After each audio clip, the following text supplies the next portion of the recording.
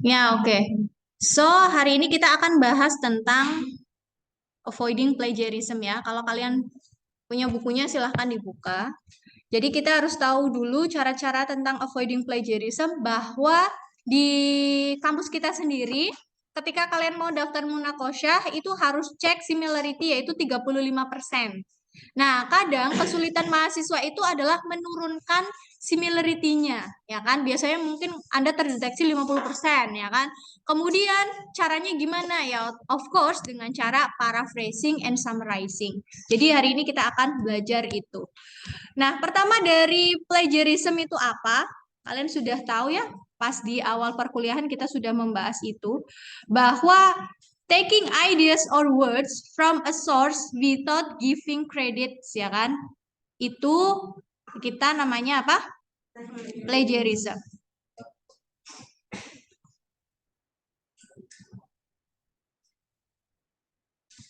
Ya, oke. Jadi, apa itu plagiarism? Ya, yaitu tadi taking ideas or words from a source without giving credit. Jadi ketika kita mengambil idenya orang lain, itu kita kasih tahu ke orang tersebut. Yaitu siapa dia? Ya of course yang punya ide ya. Jadi di dalam academic work, ideas and words are seen as private property belonging to the person who first thought or wrote them. Ya kan? Jadi di dalam dunia akademik, especially di dalam tulisan itu punyanya siapa? Ya punya orang yang pertama kali memikirkan dan menuliskan itu, ya kan? Yang mana tulisan itu adalah pikirannya orang, gitu kan? Jadi itu adalah propertinya orang. Jadi memang kepunyaan orang lain gitu ya. Jadi ketika kita mengambil ide, maka kita harus kasih tahu ke orang tersebut, orang yang sudah mencetuskan ide itu, ya. Jadi maka dari itu, kalian harus tahu apa itu plagiarism dan learn how to prevent it in your work. Kita harus tahu juga kenapa kita harus prevent di dalam our academic writing, ya kan? Nah, rata-rata kalian, the main difficulty that student face is that, yaitu apa? Pertama, to show that they have read the principal expert on a subject by giving citation. Nah, kadang kalian lupa kasih namanya citation. Walaupun mungkin sudah kalian catat di note taking, tetapi ketika kalian menuliskan paragraf atau essay, itu lupa, ya kan? Nggak ngasih citation, ya itulah nanti kalian termasuk plagiat, gitu ya. Kemudian biasanya kalian to explain these ideas in their own words and come to their own original conclusion. Nah, walaupun kalian kadang sudah menuliskan citation, tapi di situ kalian tidak memparaphrase atau menjadikan kata-kata itu menggunakan kata-kata kalian sendiri, ya kan? Atau kalian simpulkan sendiri, itu biasanya adalah kesulitan dari kalian. Maka walaupun sudah ada citationnya, kata-katanya plek-jiplek, yaitu masih namanya plagiarism. Ya. Jadi, apa yang harus kalian lakukan? Ya, of course, merubah kata-kata itu menjadi kata-kata Anda sendiri, gitu ya. Yang tentunya meaning-nya tetap sama. Nah, there are several reasons why student must avoid plagiarism. Yang pertama adalah, kenapa sih kalian ya nggak boleh, kenapa sih kalian ya nggak boleh melakukan plagiarism atau harus avoiding it? Yang pertama adalah copying the work of others will not help you develop your own understanding. Apakah dengan cara kalian kopas itu akan membuat kalian pinter? Enggak ya. Cuma tinggal kopas aja, nggak ada proses berpikir, nggak ada proses memperoleh pengetahuan secara utuh ya. Bu, tapi kan saya kopas terus saya pahami gitu ya. Ya nggak bisa seperti itu juga ya kan. Cara memahami dengan instan, enak banget ya kan. Terus kemudian to show that you understand the rules of the academic community. Katanya mahasiswa, ya kan? Katanya mahasiswa. Tapi kok nggak tahu rules of academic kalian, gitu ya. Kalau anak SD, anak SMP mungkin ya. Kalau anak SMP, SMA mungkin ya belum dikenalkan masalah ini. Wajar aja, misalkan mereka kalau nyari tugas, ya mungkin download gitu ya, kemudian dikumpulkan gitu ya. Karena rata-rata kayak gitu kan. Iya, tapi kalian sudah menjadi yang maha-maha gitu ya. Harus tahu rules-nya kalian di dalam academic community kalian, yaitu you have to avoid plagiarism. Nggak boleh melakukan plagiat. Kemudian, Plagiarism is easily detected by teacher and computer software. Gampang sekali ya. Walaupun nggak pakai computer software, ketika saya membaca tulisan kalian, saya akan tahu mana tulisan kalian apa enggak. Kenapa? Ya karena feeling dari seorang guru itu tahu mana kemampuan anaknya sampai seberapa gitu ya. Nah, jadi kalian mohon perhatikan itu. Kalau menggunakan computer software itu pakai apa? Turnitin. Ya kan, kita gampang sekali ya. Tinggal buka Turnitin gitu ya. Misalkan buka Turnitin, kemudian kita cek di situ memasukkan apa namanya dokumennya kalian. Misalkan ini saya, hampir semua dosen di UIN itu punya namanya Turnitin. Nah, contoh di sini. Ini proposal saya ya kemarin. Saya uploadan yang pertama itu 23 ini karena exclude bibliografi. Kalau pakai biblio itu 30 ya, 30. Kemudian saya revisi turun cuma sedikit 29, terus direvisi lagi turun sampai 24. Contohnya kayak gitu. Nah, jadi nanti kalian sebelum munakosyah suruh dicek, turnitin dulu, masukin skripsinya kalian ke sini dan nggak boleh lebih dari 35%. Ya, itu kalau berdasarkan software itu seperti itu. Nah, terus kalau berdasarkan yang lain itu gimana, Bu? Kok kenapa sih penulis itu bakal tahu kalau tulisan kita itu dipakai apa enggak, misalnya kalau tulisan penulis itu dipakai apa enggak itu gimana? Nah, sekarang sudah serba canggih ya kan. Ketika saya punya Google Scholars, nah di sini ada beberapa tulisan saya ya kan. Kemudian saya paham tulisan saya itu ada di mana aja. Nah, kemudian di sini ada keterangan dikutip oleh. Nah, ini adalah orang-orang yang sudah mengambil tulisan saya dengan benar karena mereka mengutip saya. Contoh 13. Siapa sih yang pakai tulisan saya? Oh, ada Mbak Diana, ada Mbak Utami, ya kan? Ada Mbak Nur Syahrina. Ini ada di mana? Oh, ini ada di jurnal ini, bla bla and so on. Nah, itu adalah ketika kalian sudah melakukan citasi atau menggunakan referensi dengan baik, Anda akan memberitahu si penulis bahwa oh iya tulisannya dipakai kayak gitu. Ya, jadi begitulah cara si penulis untuk memberitahu si penulis terdahulu. Itu adalah menggunakan citation bahwa akan terdetek semuanya. Jadi jangan main-main ya. Saya pernah punya teman bahwa ada di acara conference gitu ya. Ada teman S1 dan teman S2. Mereka berdua ini memiliki topik yang sama. Intinya kayak gitu ya. Nah, pada saat teman S1 saya presentasi, itu intinya mengandung sebuah kalimat atau statement yang mana teman S2 saya pernah tuliskan di salah satu jurnalnya. Tetapi si teman S1 ini tidak memberikan citation atau menyebut namanya. Nah, sampai situ pada saat acara conference itu langsung loh dihadapin gitu. Loh, itu kayaknya tulisan so on. Nah, itu semudah itu juga. Jadi kalau lagi apes ya kena gitu ya maksudnya. Kalau lagi yang beruntung ya aman-aman aja. Cuma yang perlu kalian pahami ya especially kalau plagiarism itu adalah hal yang buruk gitu ya, hal yang dosa gitu ya, karena mencuri. Itu aja yang harus ditanamkan oleh kalian. Gitu ya, jadi mudah sekali, easily detected by teacher and also computer software. Nah, kemudian, it may lead to failing a course or even having to leave college. Di beberapa, atau di kelas ini atau bukan ya, yang jelas di angkatan kalian ini, kemarin ada yang gagal karena telah melakukan plagiarism, yaitu menjawab soal UAS, yaitu Kopas di Google Classroom ya. Padahal di Google Classroom di Google. Padahal HP dikumpulkan, saya juga nggak tahu itu secanggih apa kalian. Tetapi kan ketahuan kan, akhirnya kalian apa? Ya failing the course, mengulang. Saya nggak hafal, saya nggak akan ingat-ingat siapa nama orangnya. Yang jelas kalian akan selalu ingat dengan saya, gitu ya. Nah, di angkatan berarti sekarang angkatan kakak tingkat kalian itu juga ada. Itu bahkan 3 anak ya, 3 anak. Dia kalau dulu memang masih manual ya, maksudnya belum yang kayak kemarin kan kalian online tuh ujiannya, bisa online bisa enggak. Lah kalau dulu masih manual itu bisa jawabannya sama, artinya mereka contek-contekan di dalam kelas 3 anak. Saya gagalkan semuanya gitu ya. Dan beberapa ada yang ngulang. Nah, itu karena ya tadi ya kita harus junjung tinggi apa itu rules of the academic community di our institution ini gitu ya.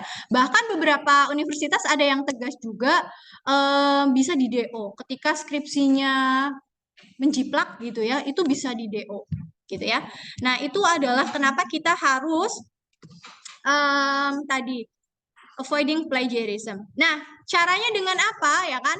Ketika kita mau memberitahu ke si penulis bahwa kita meminjam their works itu dengan cara apa? Yaitu di sini.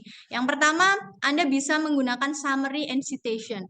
Artinya Anda men-summarize dan juga memberikan citation. Atau bisa juga menggunakan quotation and citation. Apa bedanya summary and citation and quotation and citation? Kalau summary berarti ya di summarize menggunakan kata-kata yang berbeda. Ya, di sini kata-katanya berbeda. Kalau yang ini kata-katanya plek-jiplek, namanya quotation. Dan syaratnya harus menggunakan quotation mark. Ada quotation marknya. Dan perbedaan citation-nya adalah kalau di sini cuma nama sama tahun, kalau di sini ada tambah halaman. Nah, kalau ada seperti ini berarti Anda mengquote. Mengquote itu artinya ya quote. Mengutip berarti ya sama kata-katanya boleh gitu ya. Wah, asik, yes. Berarti saya nanti kayak gitu aja gitu ya. Tenang, nanti ada rules-nya ya. Seberapa banyak kita boleh pakai quotation ya. Yang jelas di dalam academic writing kita tidak boleh terlalu banyak menggunakan quotation. Aduh, gitu ya. Nggak boleh kebanyakan pakai quotation ya. Artinya mau tidak mau kalian harus men-summarize, memparaphrase. Gitu ya. Itu yang perlu kalian perhatikan. Nah, di sini ada beberapa situation yang mana coba kalian tentukan kira-kira apakah situasi dari ke-10 situasi ini tergolong sebagai plagiarism atau tidak. Contoh yang number one. Yang number one di sini adalah copying a paragraph but changing a few words and giving a citation. Jadi Anda mau mengambil sebuah paragraph, tapi di situ Anda hanya merubah a few words aja, sedikit kata-katanya. Walaupun sudah menggunakan citation, maka di sini Anda tergolong plagiarism. Contoh kayak gitu nomor 1. Nah, sekarang ada nomor 2 sampai nomor 10. I'll give you 5 minutes ya, atau kurang dari 5 menit. Silahkan kalian tentukan apakah ini termasuk plagiarism atau tidak. Ya, I'll give you 5 minutes from now. Silahkan dibaca dan ditentukan. Boleh you discuss with other or partner.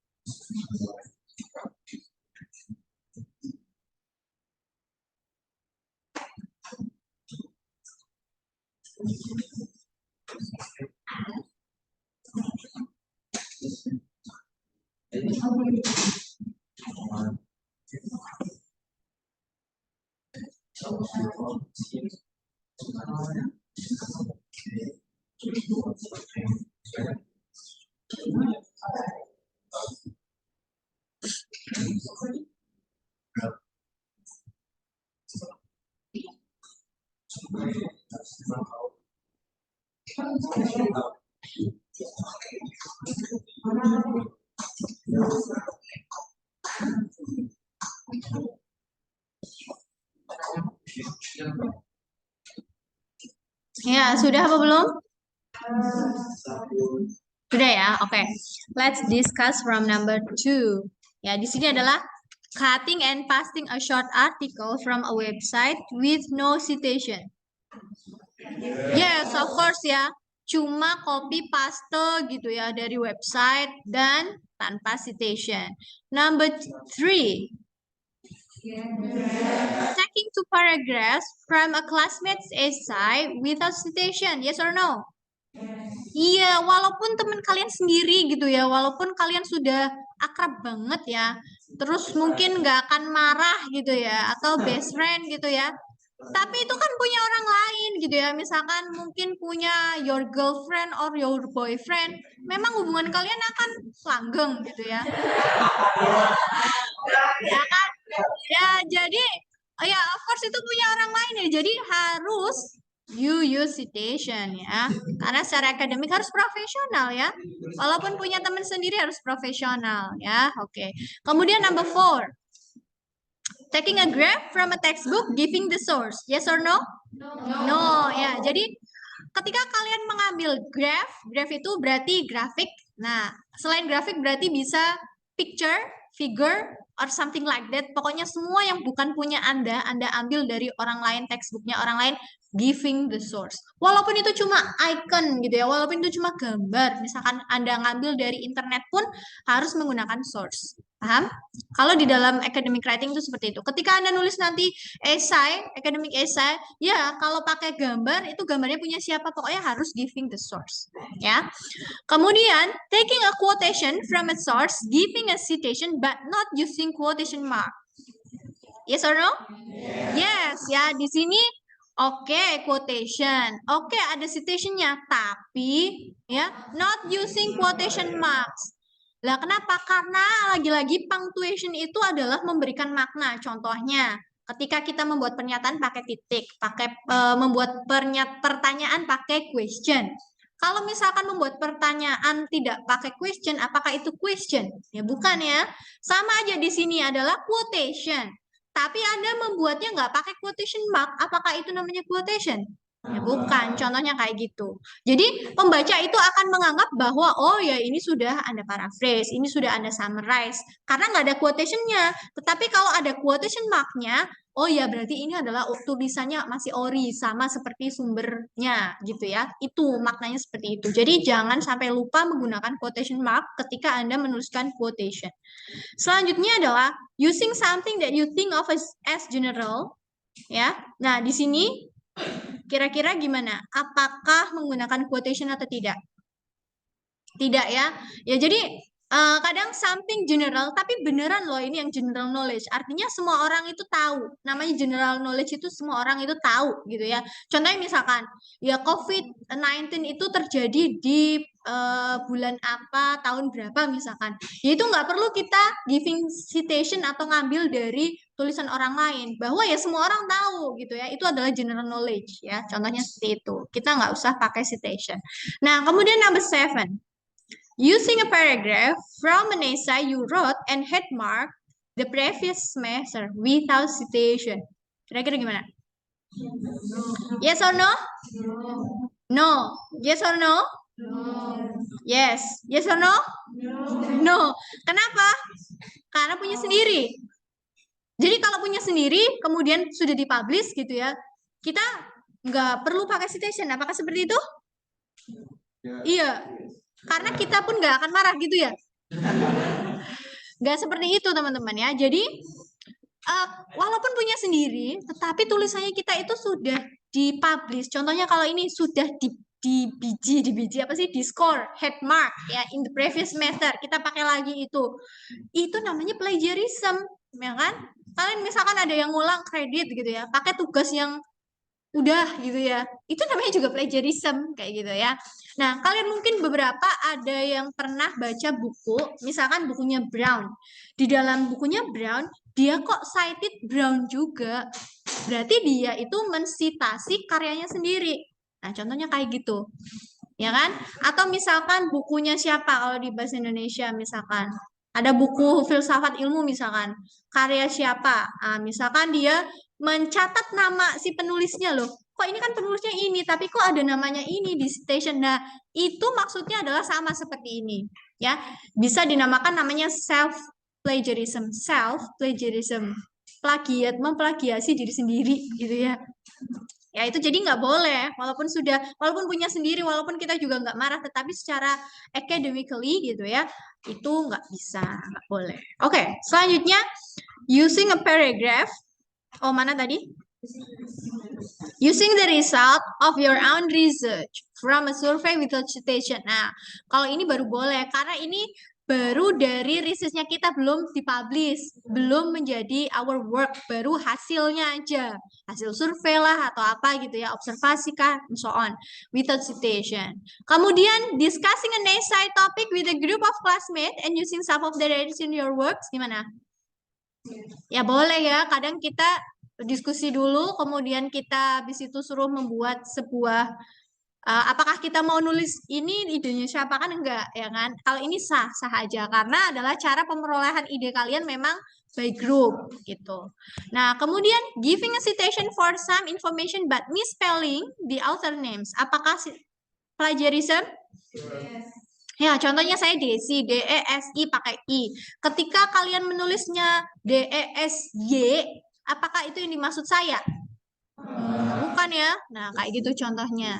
Ya, Desi kan bisa misspelling namanya itu kan. Misalkan Muhammad, M-nya ada yang double, ada yang M-nya satu misalkan. Nah, kayak gitu tuh juga berpengaruh ya.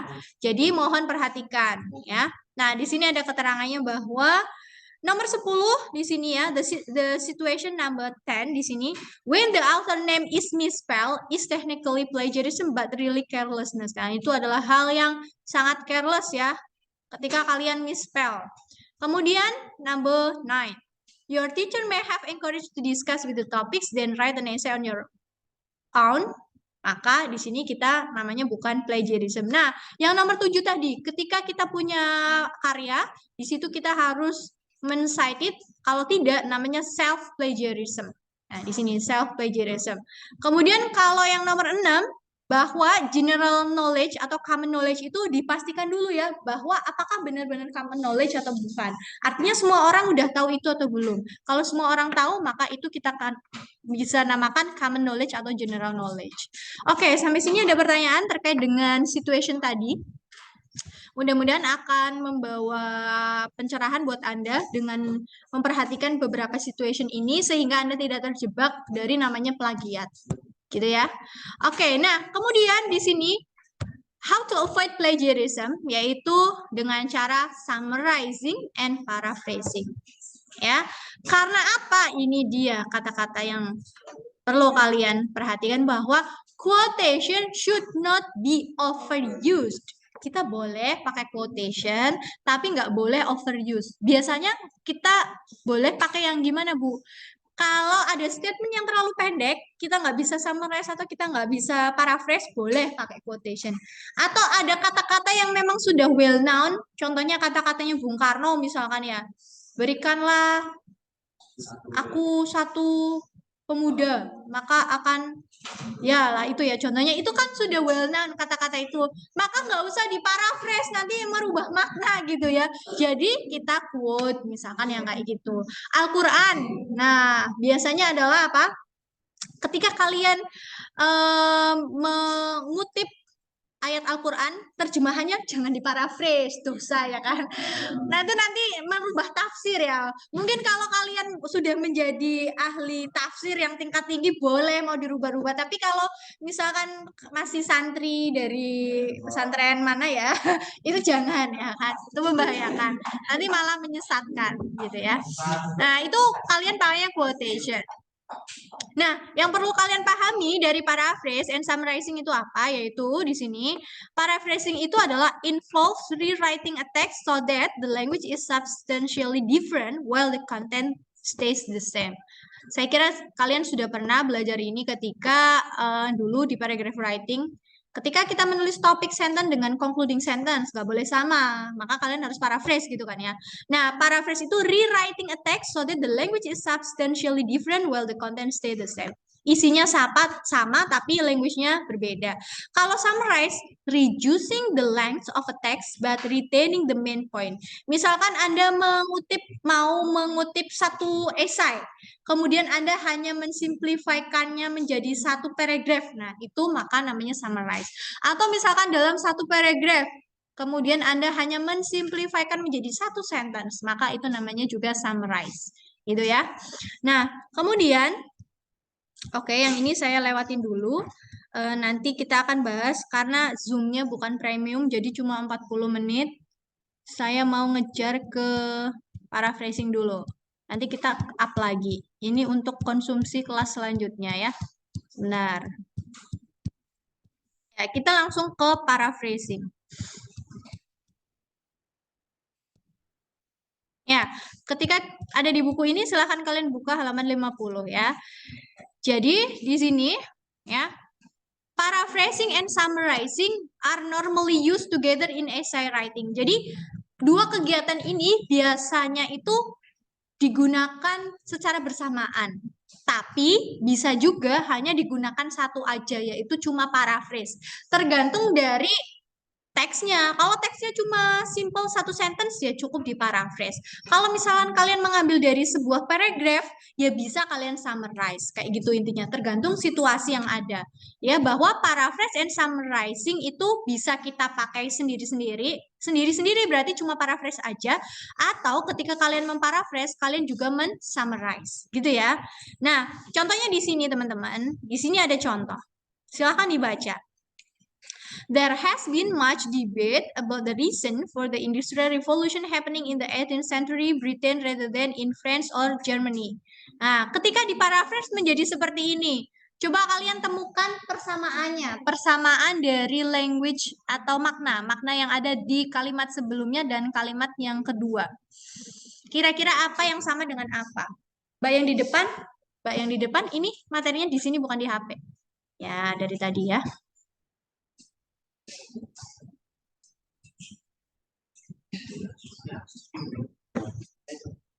Ya, mana yang sama kira-kira? Mana yang diparaphrase di sini? Kata apa dulu yang kalian pahami? Reasons. Di sini ya. The reason for the industrial revolution happening, ya kan? Di sini menjadi apa? Why the industrial revolution occurred. Ya. Nah, di sini in 18th century Britain. Waktunya dulu baru tempatnya. Kalau di sini in Britain in the 18th century, ya kan? Kemudian instead of on the continent itu maksudnya apa? Iya, rather than in France and Germany. Kemudian yang ini memparaphrase apa? Subject of considerable discussion. Ya, there has been much debate. Nah, jadi itu contoh paraphrase bahwa Anda bisa mencari sinonim dari beberapa kata yang ada di sini. Ya, contohnya misalkan reasons jadinya why, misalkan debate jadi considerable discussion, misalkan itu adalah mencari sinonim atau merubah letaknya. Letaknya berarti contoh di sini in 18th century Britain, kalau yang ini in Britain in 18th century. Yang ini there has been much debate di depan, di sini di belakang. Contohnya kayak gitu. Jadi kita bisa merubah susunan kata. Kemudian yang kedua adalah bisa mencari sinonimnya. Dan yang ketiga adalah bisa merubah jenis dari kata itu. Nah, di bawah sini ada caranya. Ya, jadi yang perlu kalian pahami yang pertama adalah pastikan paraphrase kalian itu has different structure to the original. Strukturnya berbeda. Misal yang tadinya pasif menjadi aktif atau yang tadinya aktif menjadi pasif. Contoh itu structure. Atau tadi yang di depan jadi yang di belakang, misalkan yang taunya dulu baru tempatnya and so on, itu different structure. Itu yang pertama. Yang kedua adalah has mainly different vocabulary. Mainly different vocabulary ya. Mainly and many of course. Kalau cuma sedikit berarti nggak bisa. Bahwa Anda harus merubah vocab yang banyak di dalam sentence itu. Tapi Anda harus retain the same meaning. Nggak boleh merubah makna. Harus mempertahankan makna yang sama. Ya. Nah, kemudian frase apa sih, Bu, yang misalkan kita boleh untuk mempertahankan? Itu adalah the original that are in common use. Apa? Berarti ya istilah-istilah yang biasanya sering dipakai. Contohnya ya, tadi saya di sini ada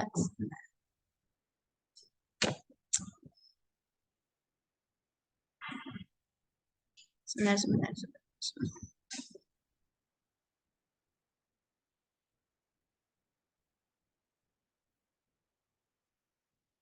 Yang Turnitin yang ini loh. Oke, yang ini.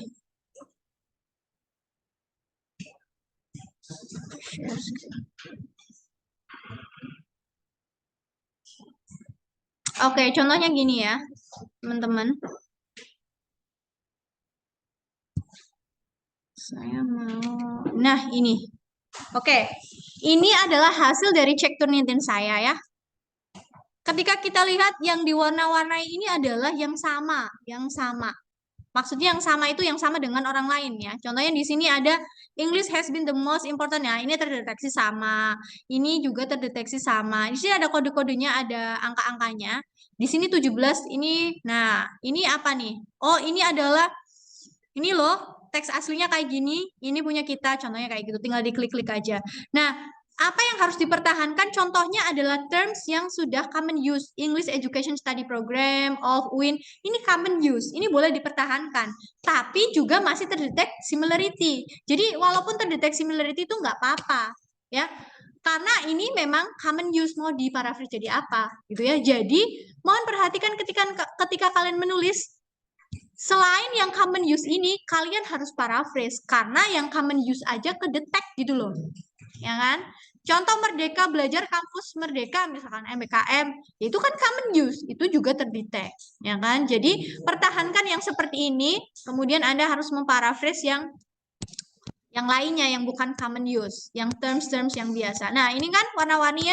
Jadi ketika nanti kalian terdetek warna-warni seperti ini, ya pastikan harus diparaphrase yang berwarna ini. Memang hidup itu perlu warna-warni ya, tetapi ketika diturnitin ya kalian mumet ya, gitu. Oke ya, itu tadi adalah terkait dengan terms apa yang harus dipertahankan dan tidak diparaphrase. Oke, ini mohon perhatikan ya, keempat ini itu adalah rumusnya. Kemudian ini nanti latihan sendiri. Nah, tekniknya. Teknik for paraphrasing. Yang pertama adalah change vocabulary by using synonyms ya. Kita cari sinonimnya. Kalian biasanya kalau cari sinonim pakai apa? Kamus. Kamus apa? Oxford Dictionary. Oke. Terus ada mungkin yang pakai apa? Hah? Manual. Cari manual. Aduh, lama banget ya hidup kalian ya. Ini saya ajarin yang cepat ya. Oke. Contohnya ini ya. Ketika saya mencari ini, contoh.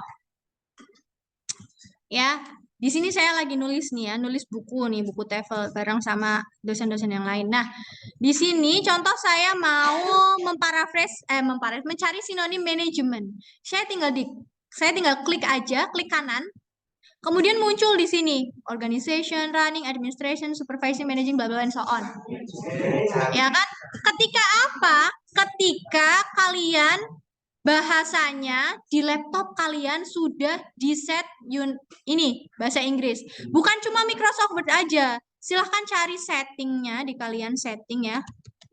Language settings di sini. Kemudian dilihat di sini pakainya Inggris apa bukan. Masa anak TBI laptopnya pakai bahasa Indonesia gitu ya. Ya, jadi mohon dicek ya kan. Kemudian selanjutnya ada cara lain lagi, yaitu kalian bisa buka thesaurus.com. Thesaurus.com ya. Di sini kalian tinggal ketik aja. Thesaurus.com itu dictionary, bisa untuk cari meaning, bisa untuk cari sinonim, antonim, and so on. Ketika sinonim, kita tinggal klik aja sinonim. Contohnya di sini saya memasukkan develop. Nah, di sini sudah tersedia sinonim yang paling relate itu adalah yang paling merah. Kalau yang ini yang nggak relate. Jadi from the most related sampai yang enggak. Ya contoh tinggal dipilih aja. Tetapi kita lagi-lagi ketika kita milih kata itu juga harus yang sama ya maknanya ya, karena mungkin artinya sama tetapi dari segi makna beda konteks penggunaannya. Mohon diperhatikan juga, dimaknai juga, gitu ya. Di sini ada misalkan develop itu sebagai apa? Apakah cultivate? Kalau di sini verb sebagai expand, kalau ini develop sebagai begin and occur. Pokoknya silahkan pelajari sendiri. Ini bisa kita gunakan untuk mencari sinonim secara cepat. Gitu ya, sampai sini sudah ada pencerahan. Oke, itu cara yang cepat. Cara cepatnya lagi ada, tapi belum saatnya ya. Nanti akan saya ajarin kalau sudah mau selesai academic writing-nya. Oke, selanjutnya adalah changing word class. Changing word class itu adalah merubah jenis noun. Merubah jenis words.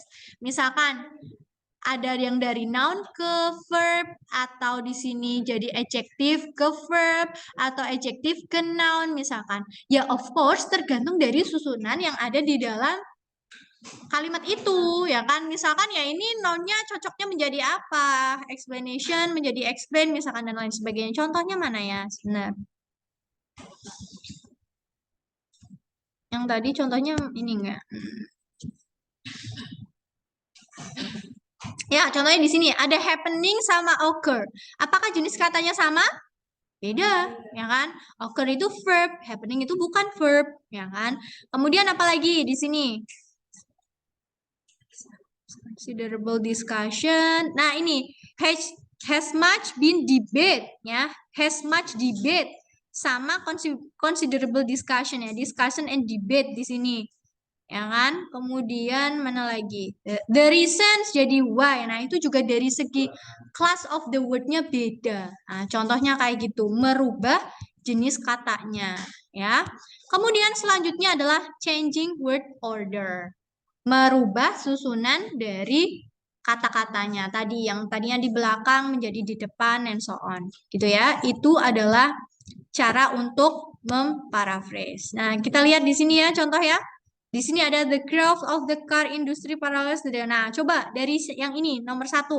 Kalian cari yang mana sinonimnya? Dari yang mana? Ya, growth itu sinonimnya apa? Rise.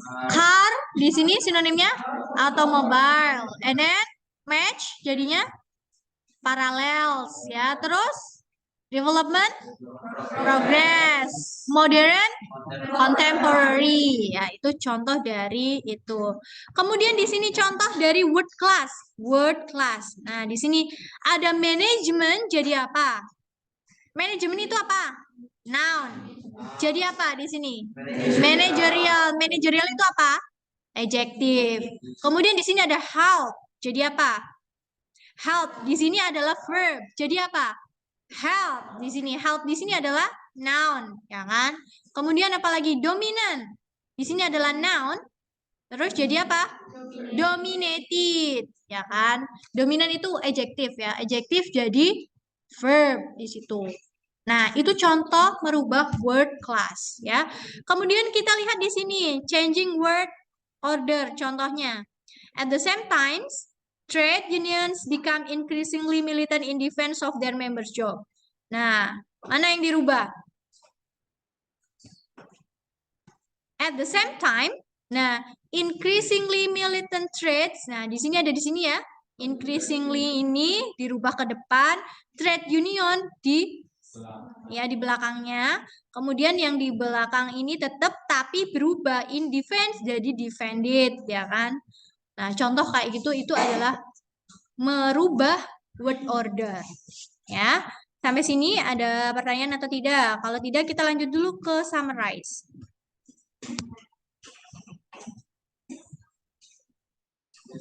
Ya.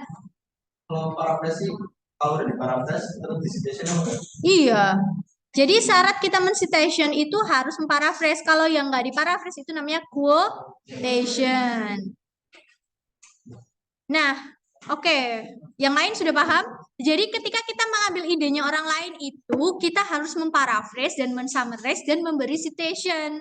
Itu cara yang pertama. Atau kita bisa menggunakan quotation dan citation. Quotation itu nggak perlu merubah. Kalau paraphrase and summarize harus dirubah. Kayak gitu. Hukumnya citation itu wajib, baik kita mau memparaphrase ataupun mengquotation, gitu ya. Nah, coba kita lihat di sini. Ada beberapa langkah ketika kalian mensummarize. Coba coba menurut kalian yang mana yang pertama, yang mana yang kedua dan lain sebagainya. Di sini ada 5 langkah, tapi belum urut. Coba menurut kalian yang mana yang pertama, yang mana yang selanjutnya. Apa dulu yang pertama? Ya, read the original text. Kemudian setelah itu mark the key points by underlining or highlighting. Terus ya, make notes of the key points. Setelah itu write the summary. Kemudian yang terakhir check the summary. Ya, jadi yang pertama adalah read the original text. Ini termasuk bagian dari quick reading atau intensif atau extensive reading menurut kalian? Kemarin kan sudah tahu saya ajarin. Intensif, kita membaca secara intens, secara carefully gitu ya. Bahwa kita harus mudeng dulu. Ketika ada hal yang sulit, kalian bisa cek the difficult vocabulary itu menggunakan dictionary. Intinya kita harus mudeng dulu. Setelah itu kita mark the key points ya. Ditandai kira-kira points mana yang akan kita pakai. Nah, setelah itu make notes kalian ya, pakai note takings kalau bisa ya where possible ya, semampunya aja. Kalau bisa itu langsung diparaphrase sehingga nanti tinggal disusun aja. Nah, kalau belum diparaphrase, maka ketika kalian mensummarize nanti harus memparaphrase. Nah, di sini disusun setelah menjadi summary, jangan langsung dikumpulkan tapi cek dulu sama setelah kalian menyusun proposal langsung bimbingan jangan, cek dulu ya. Yang namanya menulis itu ada tahapan namanya mengecek ya. Check the summary to ensure it is accurate and nothing important has been changed or lost ya. Pastikan bahwa tidak ada yang tertinggal dan apa yang kalian tuliskan di summary kalian sudah betul. Nah, ini nanti ada beberapa contoh ya. Nanti akan kita bahas bersama. Nah, jadi kayak gini. Kalau di dalam summarize, kalian kan sudah belajar namanya paragraph writing. Di dalam paragraph itu punya satu ide pokok, itu letaknya ada di mana? Di awal atau enggak di akhir ya, topic sentence atau enggak concluding sentence. Jadi, ketika kalian misalkan di sini ada esai, ada 3 paragraph. Ya, hal yang perlu kalian pahami adalah ide pokok dari masing-masing ini. Paragraf ini bahas apa? Paragraf ini bahas apa? Paragraf ini bahas apa? Kemudian itu main points namanya. Untuk mencari main points itu kita mencari ide pokok dari masing-masing paragraf. Kemudian kita tinggal susun aja main point itu menjadi sebuah kalimat. Nah, udah jadi summary. Gitu ya. Contohnya seperti itu. Kemudian kalau misalkan dari apalagi dari jurnal Bu, gimana summary-nya? Ada di abstrak, ya kan? Abstrak itu adalah summary-nya, ya kan? Terus apalagi? Kalau di buku Bu, ya kita tinggal kalau dalam satu bab gitu Bu, misalkan di dalam satu bab biasanya itu kan ada sub-subnya, subtitle-nya. Nah, kalian kalau mau menyimpulkan ya subtitle-nya itu judul-judul kecilnya tinggal dirangkai aja gitu ya. Itu contoh mensummary itu seperti itu. Mencari main points, mencari poin-poinnya kemudian disusun. Kayak gitu. Bukan kayak gini menulis oh ini penting ya kan, misalkan ini ditulis, misalkan ini, terus ini lagi. Itu terlalu banyak, tetapi beneran harus kalian pahami apa sih poinnya kayak gitu intinya. Untuk menjadikan sebuah summary itu seperti itu. Kalau zaman dulu mungkin kalian ketika mensummarize kayak gitu ya. Ya ini, oh ya ini ditulis. Habis itu setelah ini kita ngambil yang ini nih. Kayaknya ini penting nih, tulis gitu ya. Terus gitu ya. Sampai sekarang ya. Ya, itu nanti mohon diperhatikan ya. Ketika kalian mensummarize. Oke. Sebentar, saya akan stop dulu untuk yang ini. Setelah ini jadi kita akan latihan bersama dari beberapa contoh yang ada di buku tadi gitu ya.